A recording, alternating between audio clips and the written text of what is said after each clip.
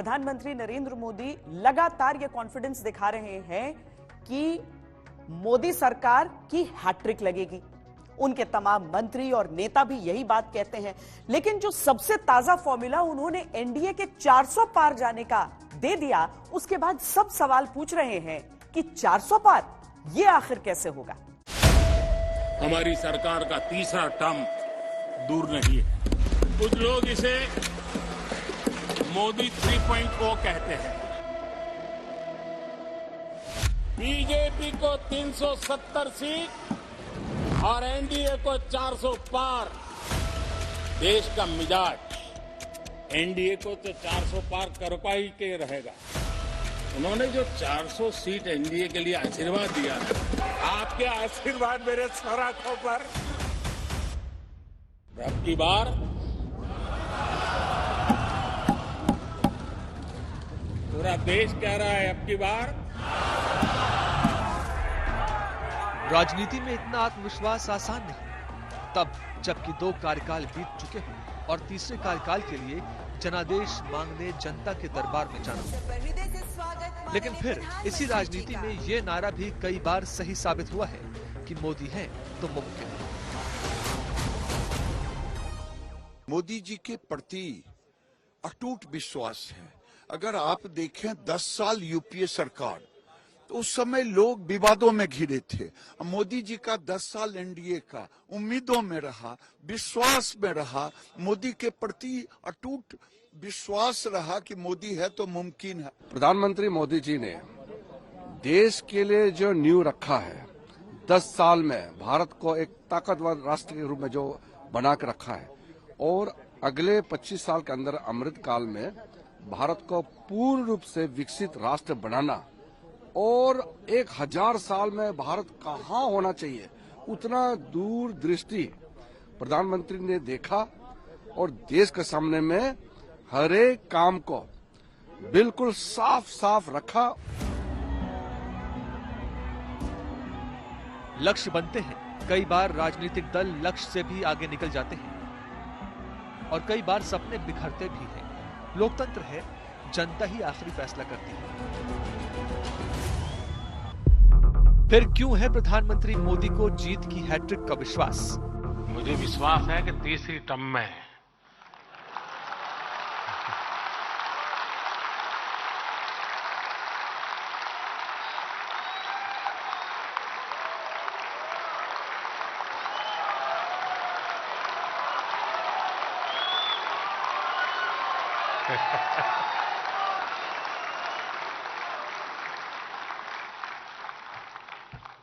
चलिए, समझदार को इशारा काफी होता है। क्यों प्रधानमंत्री मोदी को है प्रचंड बहुमत का भरोसा? मैं देख रहा हूं देश का मिजाज एनडीए को तो 400 पार करपा ही के रहेगा, लेकिन भारतीय जनता पार्टी को 370 सीट अवश्य देगा।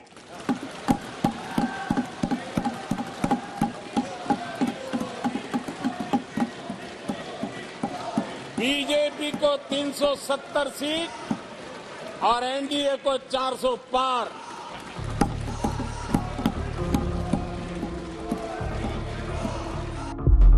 क्यों प्रधानमंत्री मोदी भर रहे हैं अब की बार 400 पार की हुंकार? अब की बार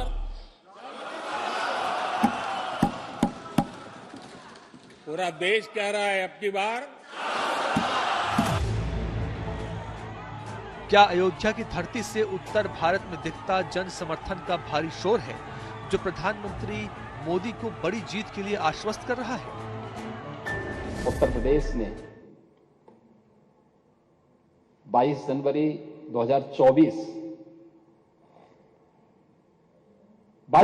2024 की घटना को भी देखा है।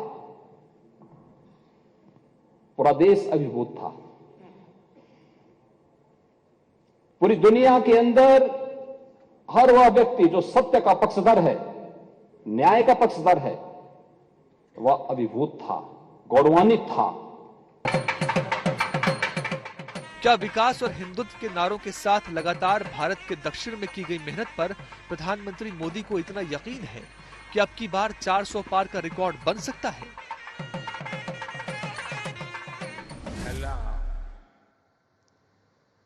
करालियरकुम एंडे नन्ना नमस्कार।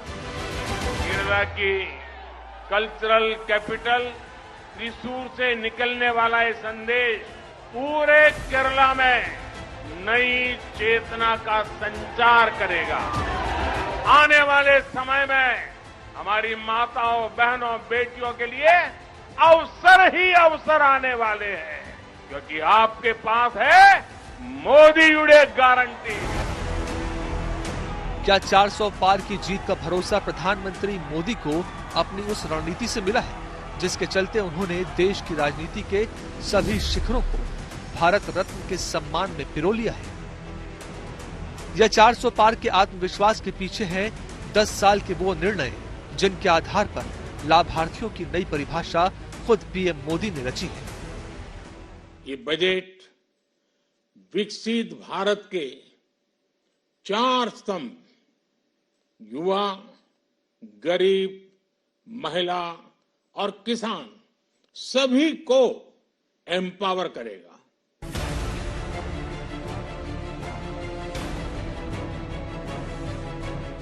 एक तरफ गठबंधन इंडिया से साथियों के हाथ और साथ छूटते जा रहे हैं, दूसरी तरफ प्रधानमंत्री मोदी के नेतृत्व पर विश्वास के साथ एनडीए का कुनबा बढ़ता जा रहा है। यूपी से पंजाब तक, बिहार से आंध्र प्रदेश तक सारी वो संभावनाएं तलाशी जा रही हैं जो बीजेपी को उसके मिशन 400 के पार पहुंचा सके।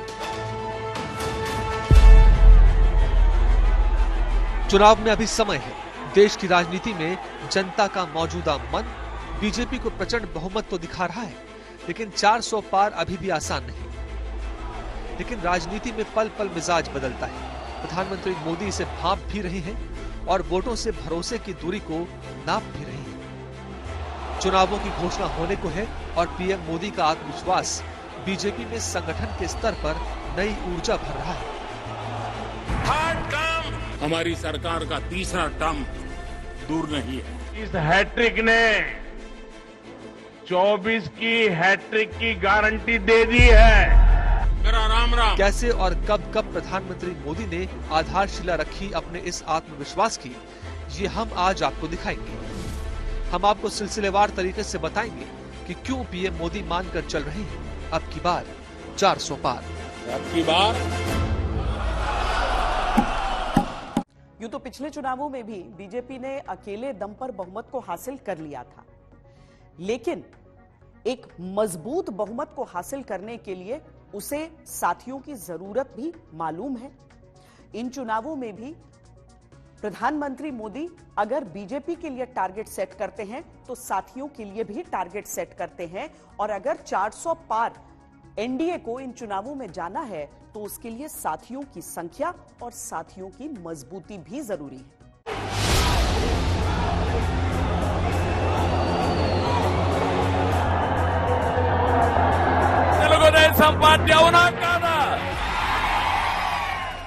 राजनीति में जब ये कहा जाता है कि किसी के साथ दुश्मनी स्थायी नहीं होती, तो इसके पीछे का तर्क ये होता है कि हर एक फ्रेंड जरूरी होता है, और जब लक्ष्य बड़ा हो तो हर एक फ्रेंड और भी जरूरी हो जाता है। तब मन की गांठें भी खुल जाती हैं और हमेशा के लिए बंद हो चुके दरवाजे। आप लोगों के लिए भाजपा के दरवाजे हमेशा के लिए बंद हो चुके हैं। दरवाजे ना खुले तब भी संभावनाओं की खिड़कियां तो खुली ही रहती हैं। इसी रास्ते लौट के नीतीश फिर एनडीए में आए। मैं नीतीश कुमार सत्यनिष्ठा से प्रतिज्ञान करता हूं कि मैं विधि द्वारा स्थापित भारत के संविधान के प्रति सच्ची श्रद्धा और निष्ठा रखूंगा।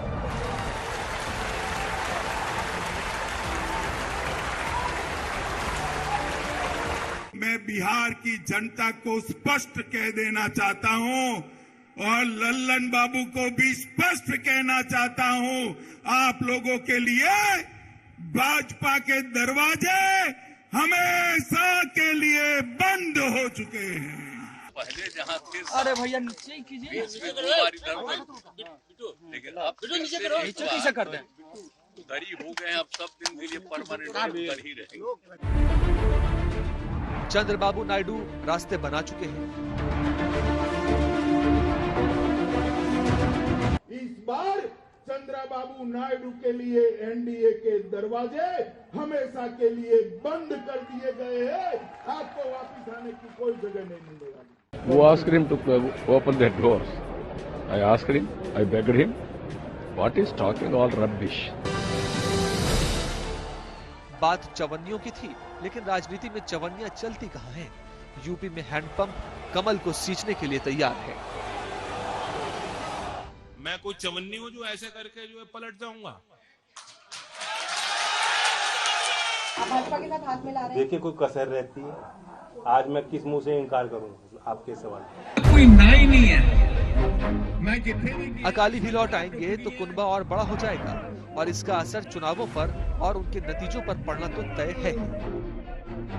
जीत की जो भूख है वो एक साइड में दिखाई दे रही है, इतनी ज्यादा कि जैसा अभी आपने समझाने की कोशिश की कि जयंत चौधरी के आने से क्या बीजेपी को फर्क पड़ जाना है, लेकिन मैसेजिंग क्या है? छोटे छोटे पार्टी जिस तरीके से उनको साथ में लेकर के आने की कोशिश, अपना दल जैसे एक पार्टी को, छोटी पार्टी को भी कितनी इंपॉर्टेंस, और वो 2 पे कांस्टेंट रहते हैं। 2 सीटें उनकी है, 2 जीत कर लाते हैं। और एक व्यक्ति जिसके नाम पर वोट पड़ रहा है, वो व्यक्ति अपने आप को इस देश के एक म्युनिसिपैलिटी इलेक्शन के लिए भी उतना ही झोंकता है जितना कि लोकसभा के चुनाव के लिए झोंकता है। मुझे लगता है आने वाले 3 महीने इस लोकतंत्र के अपने पूरे महासमर को देखने में बहुत इंटरेस्टिंग होंगे।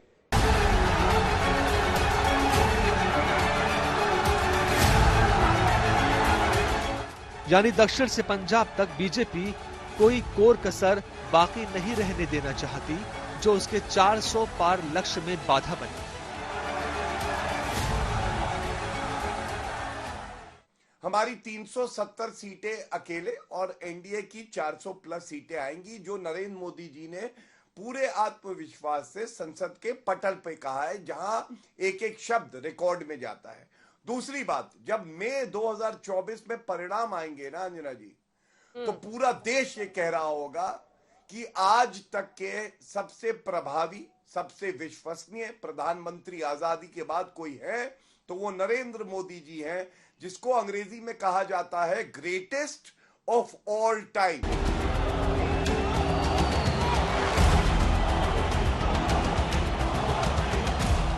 बीजेपी के 400 पार वाले आत्मविश्वास के पीछे सिर्फ अपने कुनबे की बढ़ती ताकत ही नहीं, बल्कि जिस तरह विपक्ष लगातार बिखर रहा है उससे भी विश्वास बढ़ा है। कांग्रेस की न्याय यात्रा पश्चिम बंगाल में पहुंची तो विवाद हुआ। महाराष्ट्र पहुंचती उसके पहले ही मिलिंद देवड़ा ने कांग्रेस छोड़ दी। बिहार पहुंचने वाली थी तो नीतीश बाबू गठबंधन का पूरा महल ही दरका गए। यूपी आने से पहले जयंत चौधरी भी अच्छे संकेत नहीं दे रहे। एनडीए में उत्साह है तो विपक्षी खेमे में मायूसी। कुछ नहीं, जो भाग रहे हैं उनका चरित्र भागने वाला है, फिर हो सकता है वापस आ जाए। जैसे जयंत चौधरी का कहा जा रहा है कि वो बीजेपी में जा रहे हैं। अब देखिए, जब कोई चीज सामने आ जाए फाइनल, तब देखी जाएगी और कोई फर्क नहीं पड़ता कौन कहाँ जाता है। इलेक्शन होने के बाद एक टर्न सीनियर ने, किसी नेता ने 2 बार अलग अलग पार्टी का नेतृत्व या इसमें सहयोग देने का काम आज तक कभी हुआ नहीं था।